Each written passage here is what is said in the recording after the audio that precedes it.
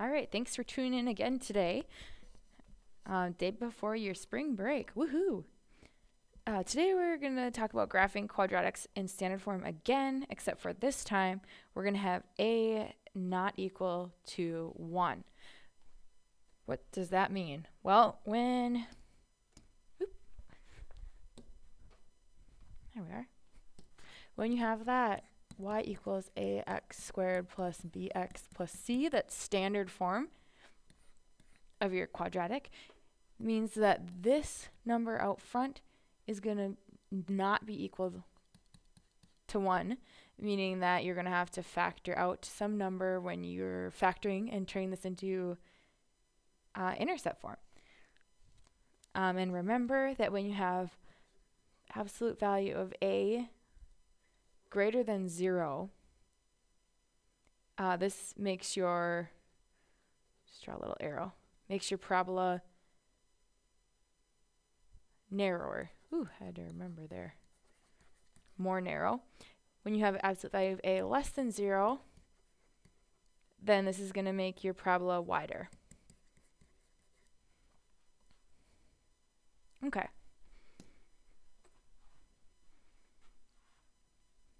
Okay, so first things first, we need to factor out this -1 in example 1. We know we can't have a negative leading coefficient, so I'm going to write this in factored form. First, factoring out -1, what's left?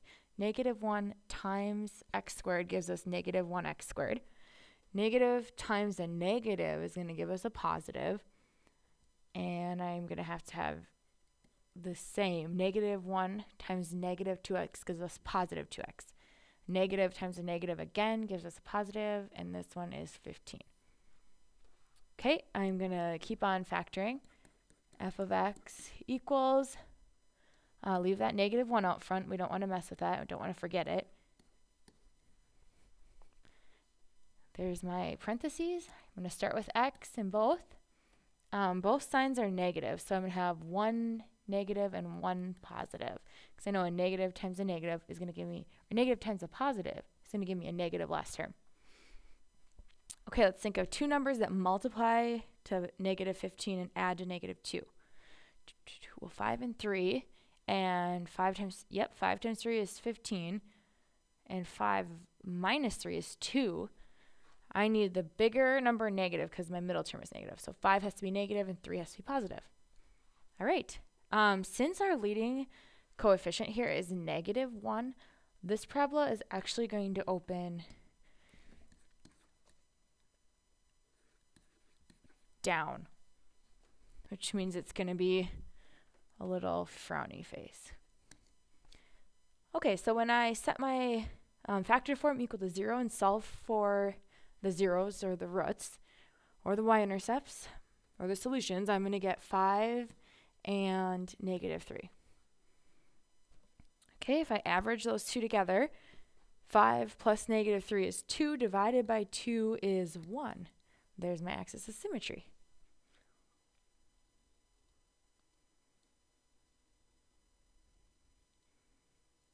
All right, time to find the vertex.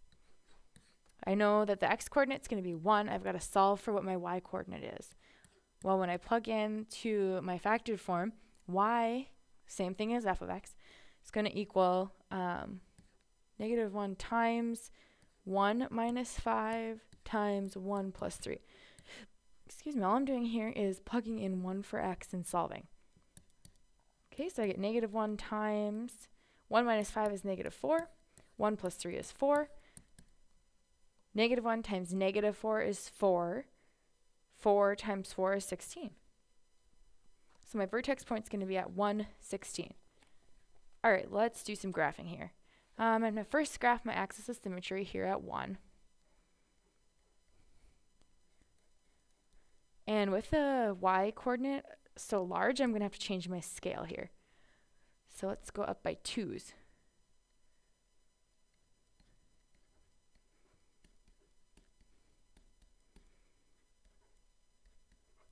And down by 2's on this side.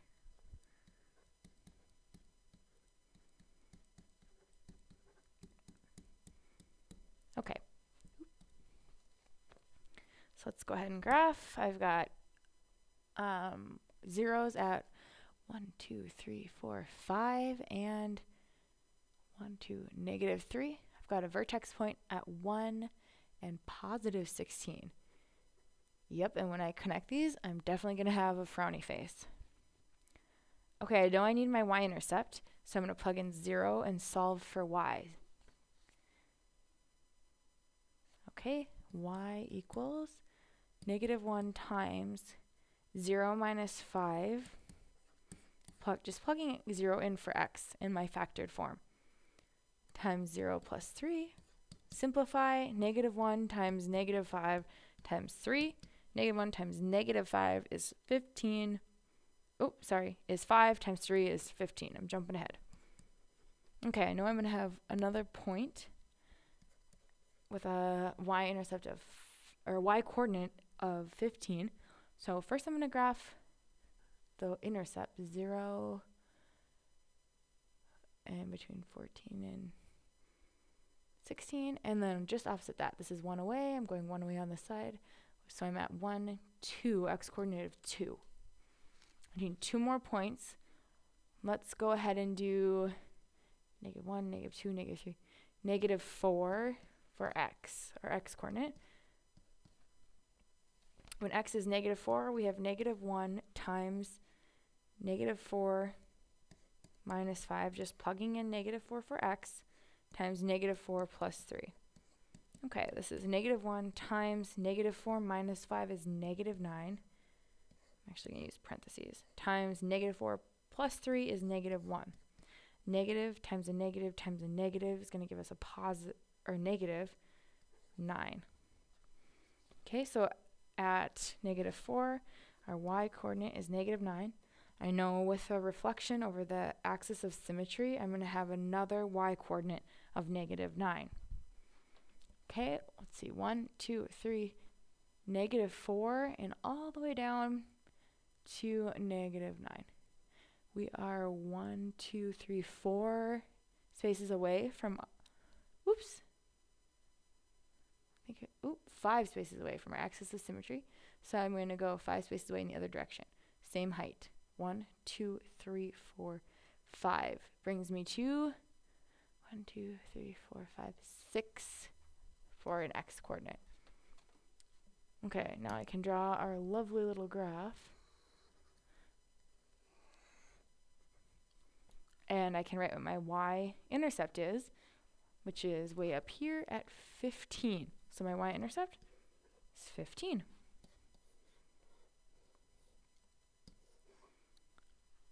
Okay, so when you have a of -1 here, that's not so bad. You just know it's the opposite, facing the opposite direction. So facing down rather than up from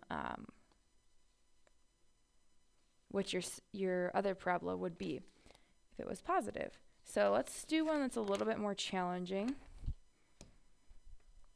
Let's go ahead and do, let's see here. Let's do example 3, and then I'll have you do example 2 on your own, and I'll run through it really quickly, and you can check your work. Okay, so example 3 right now. We can't have that leading coefficient of anything other than 1, so I'm going to factor that -4 out. I'll get f of x equals -4 times x squared. -4 times what is going to give us a positive 32? Well, -4 times a negative number gives us a positive number, and 4 times 8 gives us 32. And I need an x. Okay, a negative times what is going to give us a negative? Well, negative times a positive. And -4 times 15 gives us -60. Okay, so now I factored out that leading coefficient. I'm going to rewrite this in factored form, in fully factored form. So I've got f of x equals my -4, I just copy right down. Draw in my parentheses.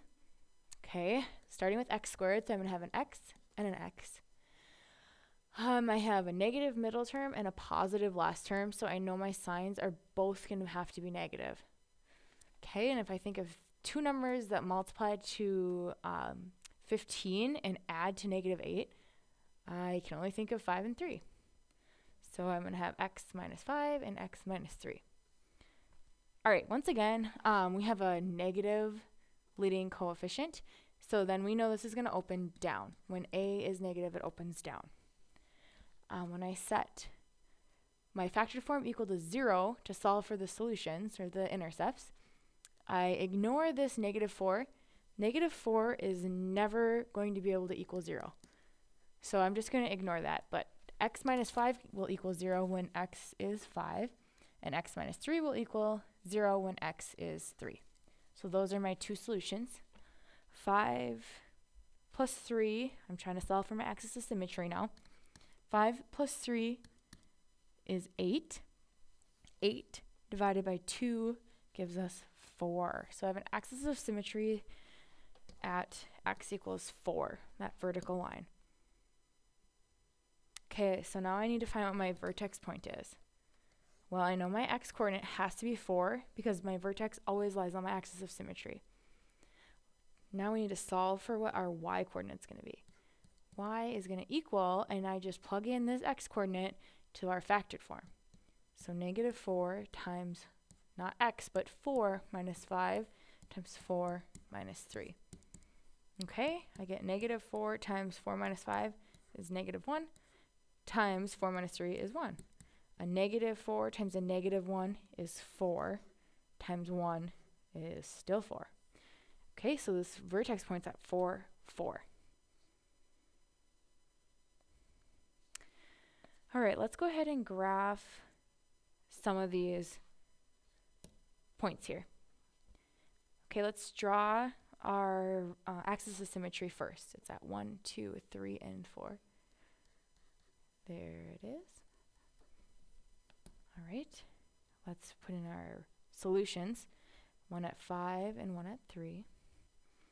And remember, this is going to be a downward facing parabola, so it's going to be that little frowny face again. The vertex is at 4, 1, 2, 3, 4. And those are the 3 points we have so far. So we need to find, we always have to find our y-intercept. So let's plug in for x equal to 0. Plug that into our factored form. Or standard form, you'll get the same thing. I'm going to use factored. Negative 4 times 0 minus 5 times 0 minus 3. That gives us negative 4. 0 minus 5 is negative 5. 0 minus 3 is negative 3. Negative 4 times negative 5 is 20. 20 times negative 3 is negative... Ooh, what did I do here? Negative 4 times 0 minus 5 is going to give us negative 60. Woof. So I'm actually not even going to plot that point. It's way too low for our scale. So I'm just going to write in negative 60 here for our y-intercept.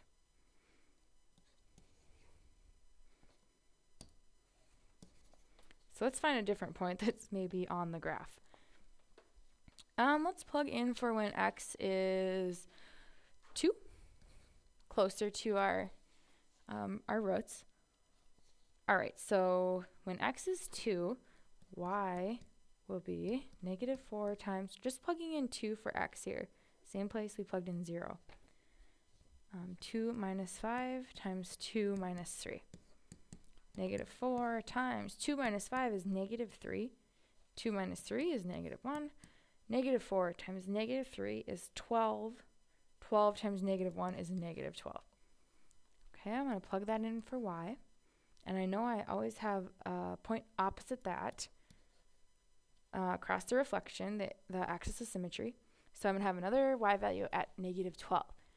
All right, 1, 2, and let's do a scale. No, let's not. Let's just extend this graph a little bit. Use our imaginations. Okay. 1, 2, and this is 10, 11, and 12. Make that point really big. Okay, and we are 2 away right now from our axis of symmetry, so we're going to have 2 away on the other side. If this is 2, this one is going to be at 6, just opposite that. So 6, negative 12. And this graph is so, it goes so low that we can only graph 5 points, so I'm just fine with this. And let's draw our parabola.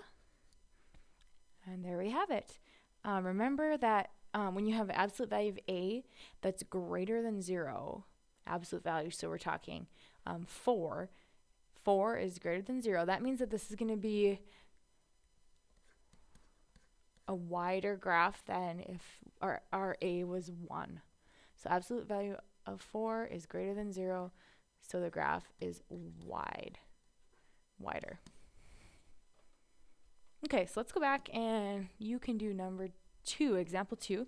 Go ahead and pause me now and push play to see the answer. Okay, hopefully you finished. I'm going to go through number 2 quickly. Factoring out a 2 from every term. It's going to give us 2 times x squared times 6x minus 7.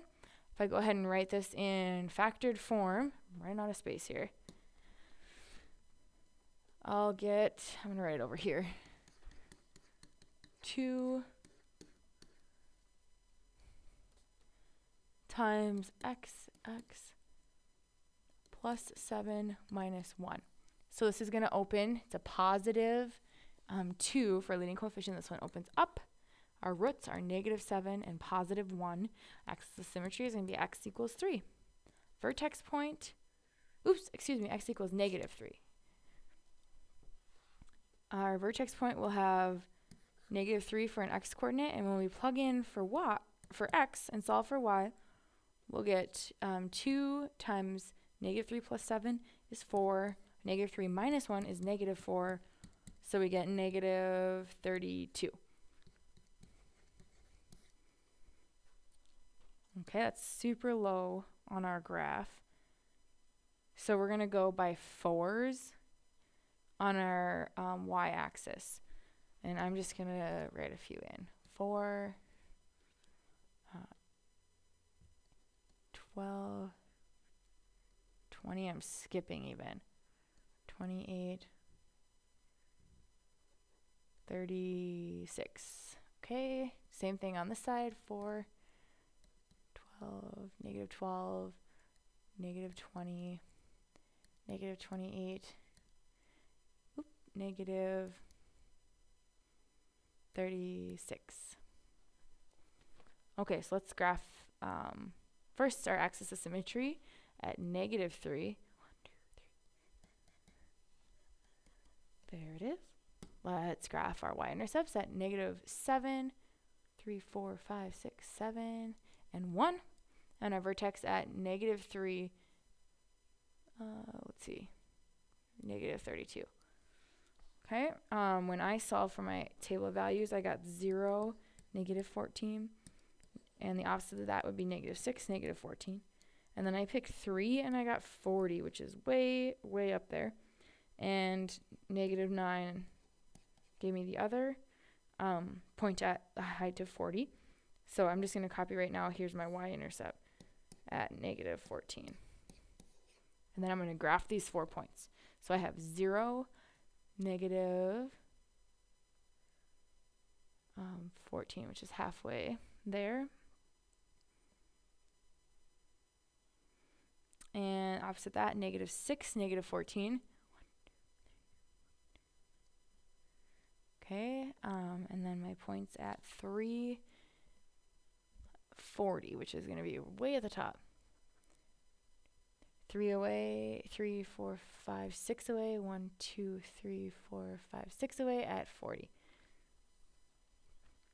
All right, connect the dots, and I've got a nice parabola. Hopefully you got the exact same parabola. If you didn't, make any corrections now, and you can, whenever you're done with your notes, go ahead and get started on worksheet 7.6, and we're going to do all of them today. All right, have a good break.